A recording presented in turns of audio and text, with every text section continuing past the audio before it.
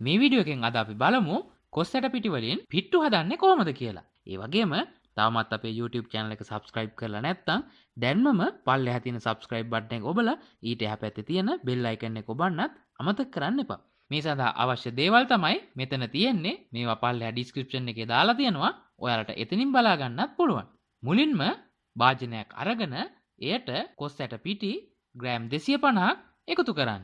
ඊළඟට බෙදපු හාල් පිටි ග්‍රෑම් 250ක් එකතු කරන්න. ඊළඟට ලුණු තේ හැඳි භාගයක් විතර එකතු කරන්න. එකතු කරලා මේ විදියට හොඳින් කලවම් කරලා අතෙන් වතුර යමින් මේ මිශ්‍රණය හොඳින් කලවම් කරන්න.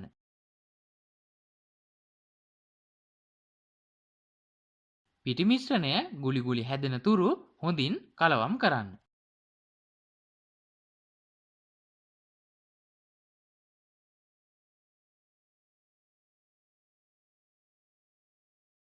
ඊට පස්සේ මේ මිශ්‍රණයට ගාගත්තු පොල් එකතු කරලා නැවතත් කලවම් කරන්න.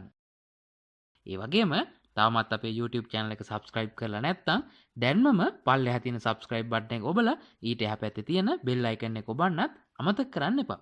පිට්ටු මිශ්‍රණය හදාගෙන ඉවරුනාට පස්සේ පිට්ටු තම්බන ස්ටීමර් එක අරගෙන ස්ටීමර් එකේ භාගයක් වන තුරු මේ පිට්ටු මිශ්‍රණය එකතු කරලා එයට පොල් ස්වල්පයක් එකතු කරන්න. මේ පොල් එකතු කරන්නේ පිට්ටුව දෙකට මැදින් කඩා ගන්න අවශ්‍ය නිසා.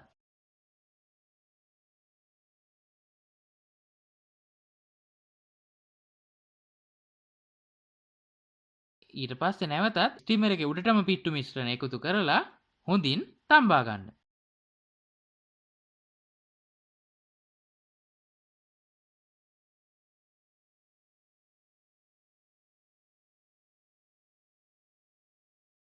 මේ තියෙන්නේ අපි තම්බා ගත්ත කොස්සට පිට්ටු.